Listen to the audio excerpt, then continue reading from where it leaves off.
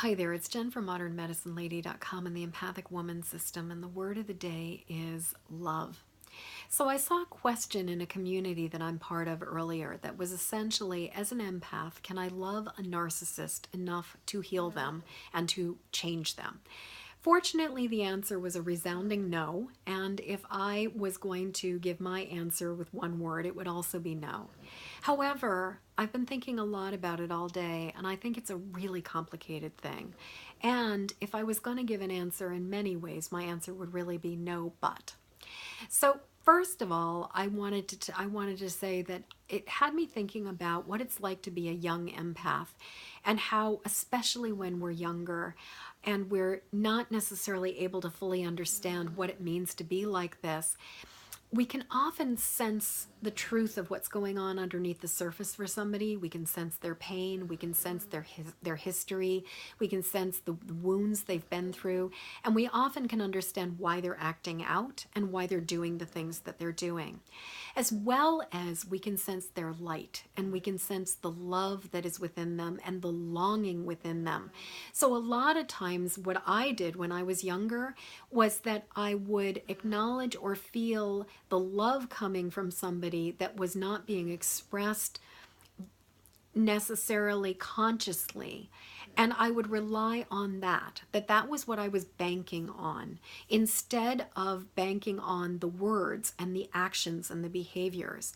And so I stayed in a number of relationships with people where there wasn't a lot of reciprocity, where the love wasn't completely mutual, where people were fairly emotionally unavailable, because I sensed what was going on underneath the surface, and I could feel the love that was there. I could feel the part of them that did indeed care about me.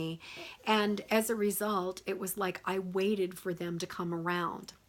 Now, over the years, what I have found is that that is futile. That waiting for somebody to come around is, in many ways, allowing them to continue to behave the way they're behaving, because they're not going to be motivated to change if we keep on showing up and making them breakfast. Whether literally or metaphorically, that in order for somebody to really understand the consequences of their behavior, it can't be acceptable for them to basically go around and be selfish, narcissistic jerks. And in my youth, I definitely loved people despite their behavior and gave them a lot of room because I understood why they were like they were.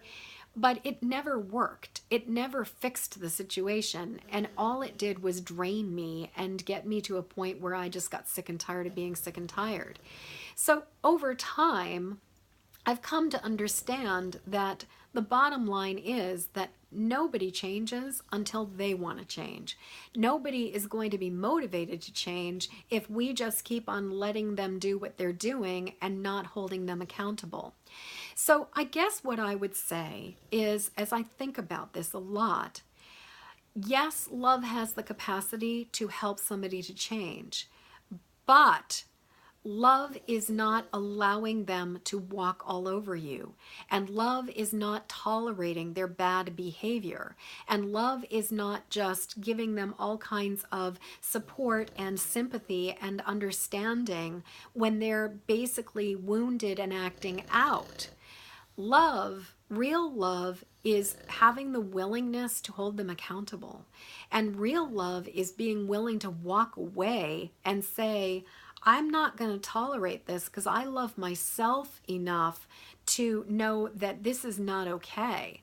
And when you're ready to behave like a grown-up and you're ready to be kind to me and you're ready for a mutual relationship of love and reciprocity, then that's great. Come knock on my door and we'll see if I'm still available. But right now, this is not love. And this is not what I'm looking for. I didn't sign up for this. Now, maybe you did sign up for it. Maybe there's something you're still learning about this. But what I can tell you is, in my experience, it was when I stopped tolerating people who were not willing to love me fully and started to really have my own boundaries of what I was looking for, and also looking for relationships where the words, the feelings, the energy, and the actions all added up to the same thing.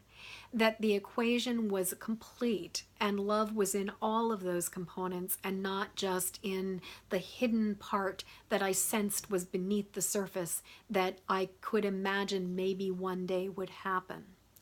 So my question to you right now is, have you found yourself sensing and empathizing with somebody and loving them despite the fact that they are not ready to love, or they don't know how to love, or they are emotionally unavailable, or they're just basically being narcissistic jerks? And how long did you tolerate it? How much room did you give them? Do you accept their bad behavior? Are you still accepting bad behavior?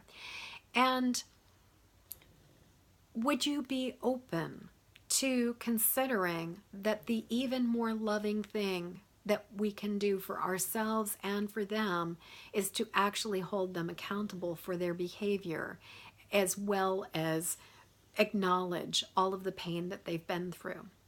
So I would love to hear what you have to say about all of this. Obviously, this is a super complex and really loaded word of the day. And so what you think about it, I'd be delighted to hear. So please leave a comment below.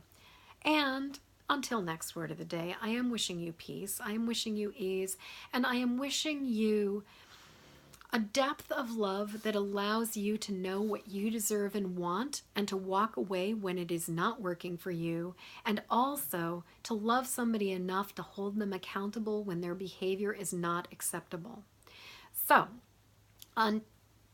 in the meantime, I was going to say until tomorrow, but in the meantime, please go subscribe to my YouTube channel, Jennifer Moore, Modern Medicine Lady. And also, I will be eternally grateful for your help to get my video out into the world. So please like it, please share it, and please pass it along to other people who would find it useful, or even people who might find it, that you could share it with them and say, hey, what do you think of this? And start a conversation with them. So until tomorrow. Peace.